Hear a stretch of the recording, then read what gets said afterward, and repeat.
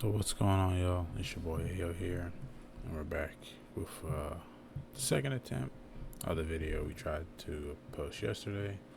For those of you who saw it, I uploaded this same style content but with no audio. So it was just me, basically, as one of the people in the comments said, I did a silent film, but that was kind of hilarious. At least I thought it was anyway.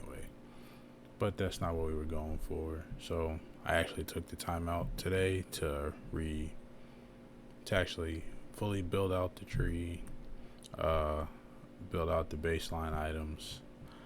I pretty much know how this should play out, but I won't be doing any like testing or anything like that on it. This build is done using no clusters, no cluster jewels, no other jewels from the 5 ways at this current moment, because I'm not 100% sure what I'm looking for, as this is probably the most I've ever done with this specific client. Normally I just map it out, try to figure it out, and then I go from there item wise. So we are playing a witch, an elementalist. I will be taking these notes here. So I might not actually take these.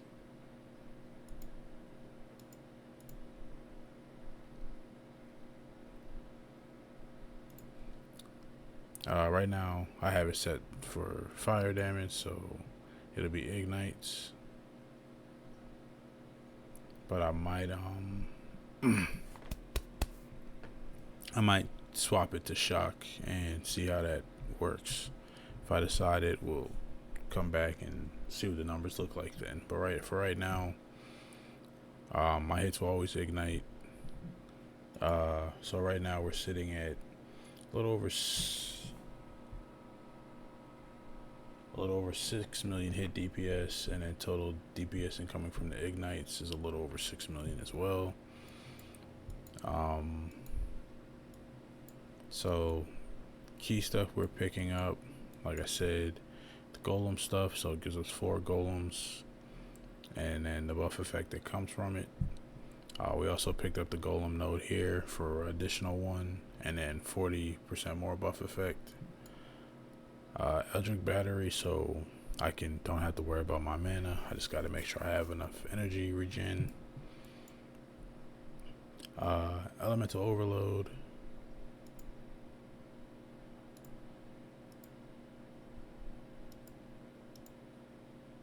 Picking this up would be huge, but I won't be able to pick that up just yet because I'll have to figure out like my ES and stuff like that.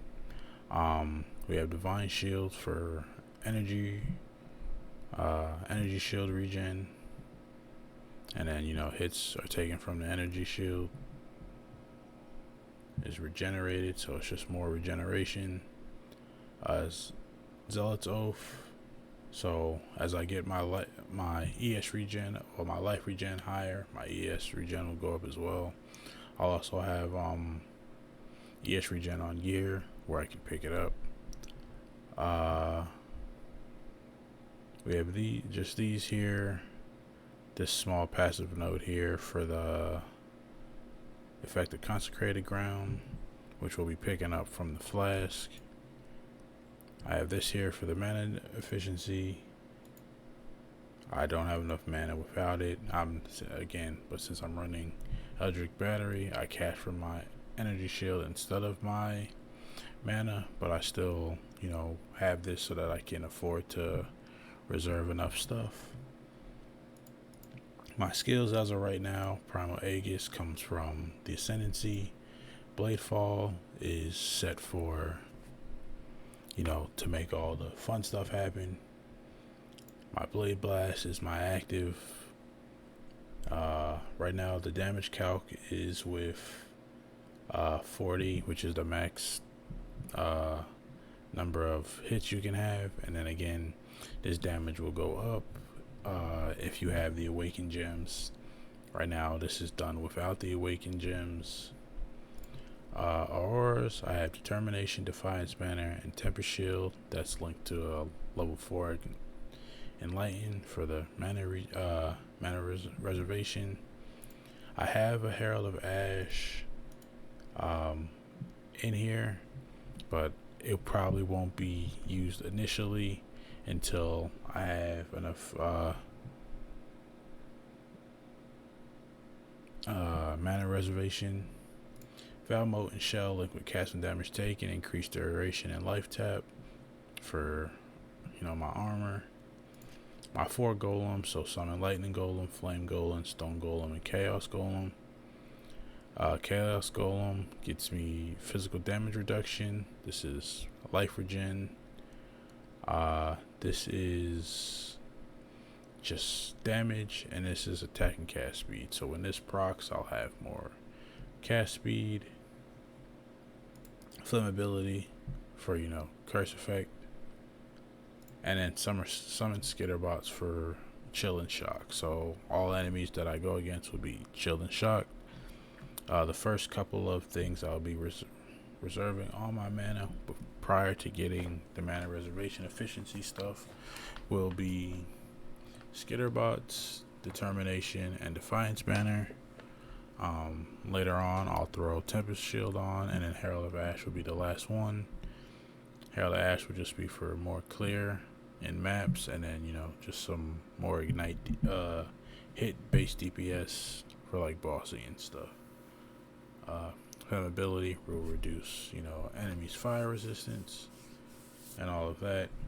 And then I threw some basic items on. Now these items aren't max rolled, they're just crafted with minimum rolls. Obviously at the highest tier roll for the stuff that does roll, the numbers will go up. So it's a Void Scepter with spell damage, cast speed, critical strike chance for spells, more critical strike chance, and then +1 to all spells, and then physical spells. The +1 to physical really only affects my Blade Blast and then anything else that has a physical tag. So I have +1 for that on here, and then I also have +1 on my amulet. So +1/+1 on my amulet, and then I have shield, just more spell block, spell damage, critical strike for spells, and then again flat ES, percent ES, and then chance to avoid ailments. My circlet, it has the determination mana efficiency, and then it's searing orange for flammability curse, and then Eater Worlds for mana reservation efficiency. Obviously those two are both, well, the mana reservation efficiency is rolled high. Obviously at the start, if you can get it to roll on your helmet, you won't have this high of a roll unless you use up all your RNG on your first one. I have a Veil Regalia, that's also more fire damage, and then aura effectiveness of determination, and then again it's just flat AES, percent ES, flat life, and then regen. Obviously I'll pick up resistances wherever I need to, either crafted or just dropped on gear. Silk gloves, I put dexterity on these, but I probably won't run dexterity on the gloves specifically. I'll probably save that for the ring slots. None of this stuff is catalyst as well, so obviously with catalyst this stuff will also increase. Boots, again, more flat ES, flat life, percent ES, and then movement speed. Amulet we already talked about, +1/+1, spell damage, cast speed, critical strike chance. And then my rings is where drawing the fence. I have one ring that's a percent life ring. Again, dex, fire damage, flat ES, flat life, and I just threw chaos resistance on it because I'm just trying to remind myself that I do need to be chaos capped. Then it's an opal ring with elemental damage, Fire damage, cast speed, flat ES, flat life, flat mana, and then more chaos resistance. Obviously, it'll be more stat oriented if I need to pick up more stats. And then I crafted a Stygian. Obviously, again, this is all perfect world stuff. A Stygian for me would be flat ES, flat life, resistances that are necessary, especially if it's a high roll. And then, again, I put chaos resistance damn near on everything. But it'll probably be the crafted mod for chaos resistance so that I can make sure that I'm chaos capped. And then this jewel is just more cast speed, flat fire damage to spells while holding a shield.